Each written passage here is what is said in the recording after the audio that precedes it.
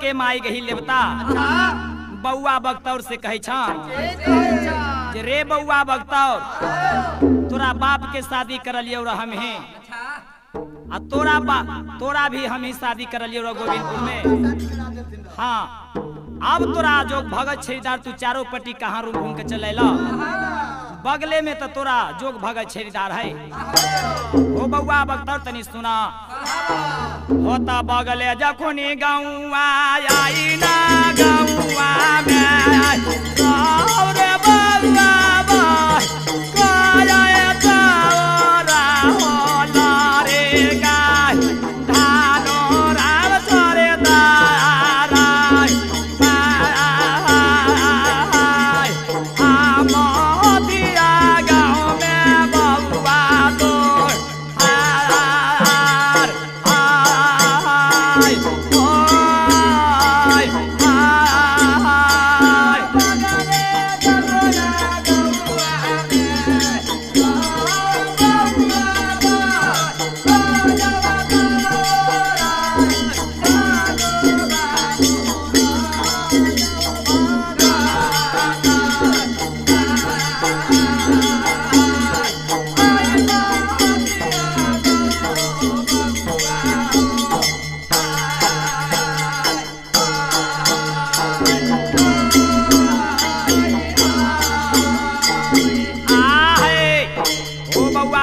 छोट मोट गांव महती है वहे गांव में धानु राम है वहे तोरा जोग भगर छईदार हो तो धानु राम के माई के की नाम रहे होता धानु राम के मैया के नाम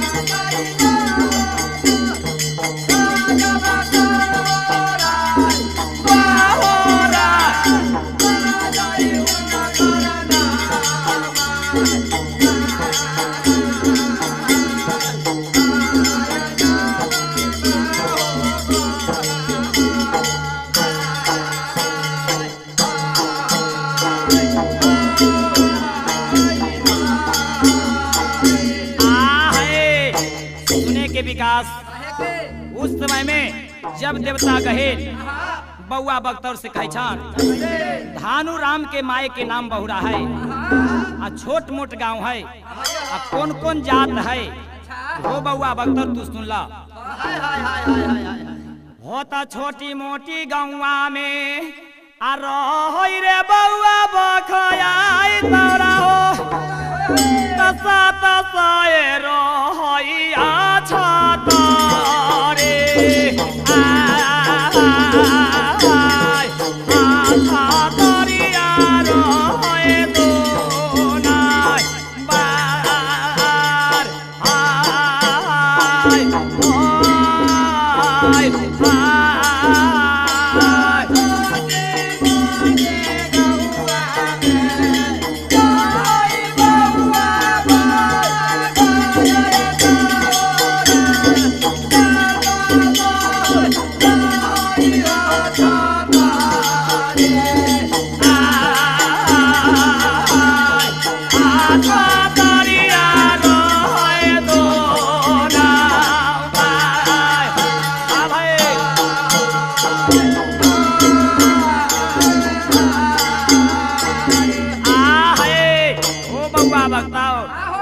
छोटी मोटी गांव महती है 700 छतरी दोन बार बसैया होता एक घर बायो हिरे आई गुआरा आई गुआरा क्या रे बउआ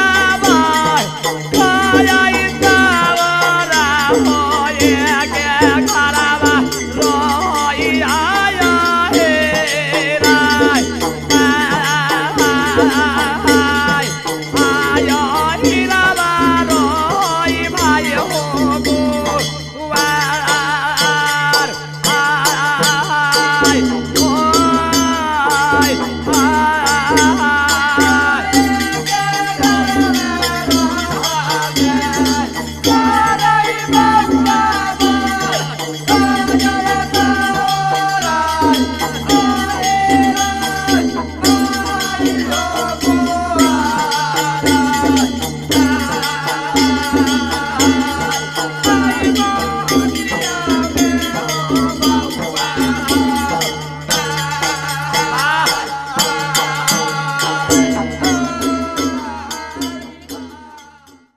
के वशिष्ठ मुनि उस समय में माई गही देवता कहता 700 छतरी दोन बार में एक के घर यही गुआर के हा ओ बउआ बख्तर तू महती गांव जा वैते तोरा मन जो भगत छरीदार मिल जतो। उस समय में बउआ बख्तर माई गहिल देवता के बोली सुनका उस समय में बउआ बख्तर की करे होता गढ़िया गांव से बउआ हमारा जाए बे मारोई बउआ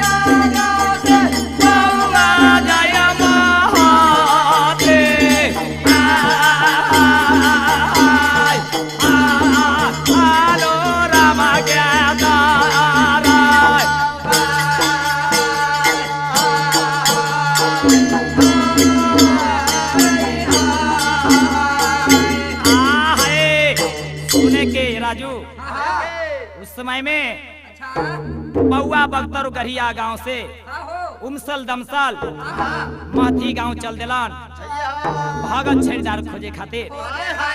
इस समय में बउआ बख्तर कैसे जुमै छान होता एक कोसवा बउआ हमारा चलाओ बे बाराई बउआ बाराई तावरा हो दो सारे को सचालाए रहे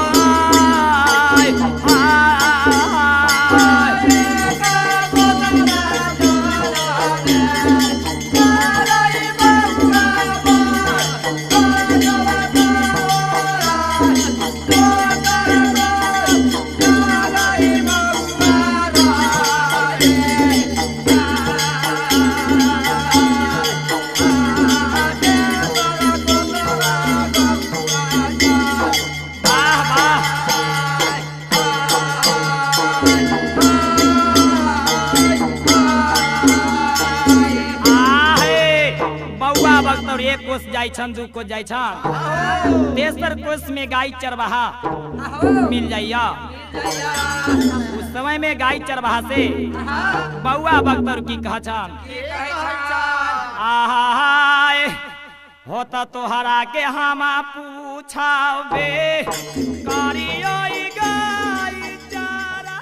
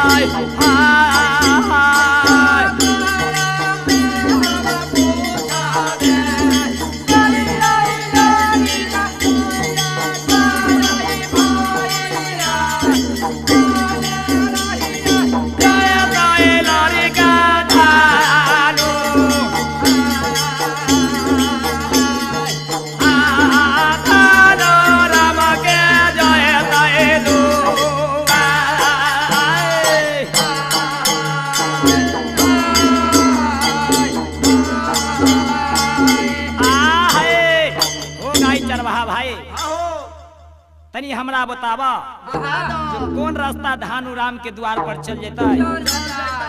अब तई जोगी बाबा के रूप धैले रहते। उस समय में गाय चरवाहा कहैया सारी साधु के दिमाग पागल भेल है। जे धानु राम महती में जे गरीब दुखिया है से करी जोगी बाबा नाम लेहतन। हो जोगी बाबा तनी सुना, गांव में बड़का बड़का जात है, राजा सब है, जेकर नाम बताई तो तोरा मान मर्यादा खूब होई दियो। आई धानु राम जे राजा दलेर सिंह के चरवाहा है, हरवाहा है, सेकर तू नाम ले जे न तोरा वजा पानी मिलतो न कोई भोजन मिलतो। कलन जे सुना, हमरा राजा दरबार के कोई मतलब न हो, हम गरीबे लड़का धानु के द्वार पर जाए के सोचे थे। हमरा इतना बतावा। वही समय में गैया चरवाहा की कहैया होता ऊंची ऊंची झोपड़ी आई मकाना माय, आई मकाना माय, जोगी आई बाबा पूरा गए हो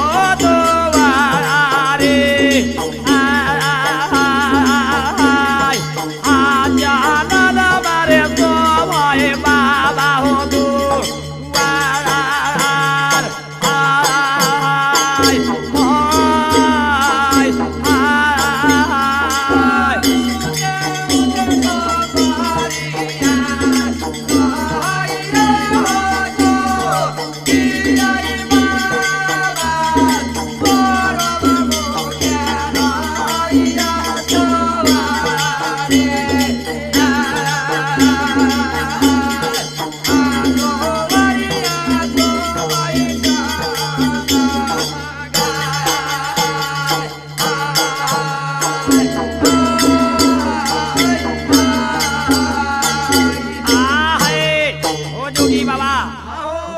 बात न बुझला तो तोरा बता दहियो। अच्छा, ऊंची ऊंची जो झोपड़ी के मकान है, पूर्व मुख्य द्वार है, चंदन जोड़ी गाछ द्वार पर शोभैया, वही लड़का धानु राम के द्वार है।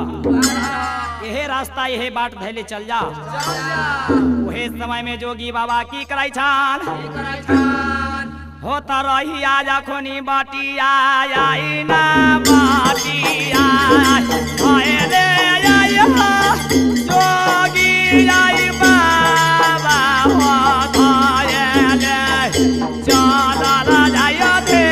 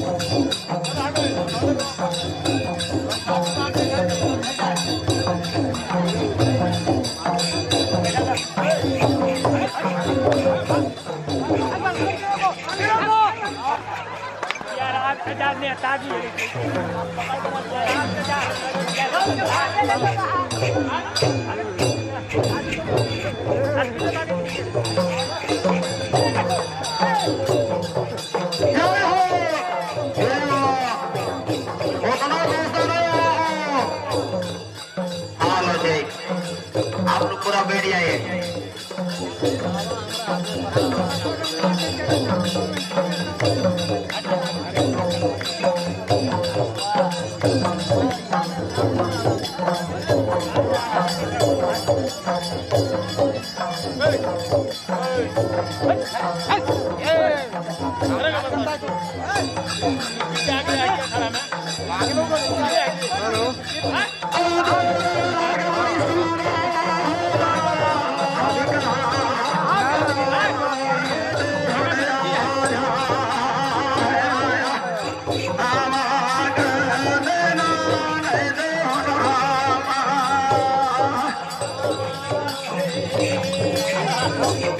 Thank you. अरे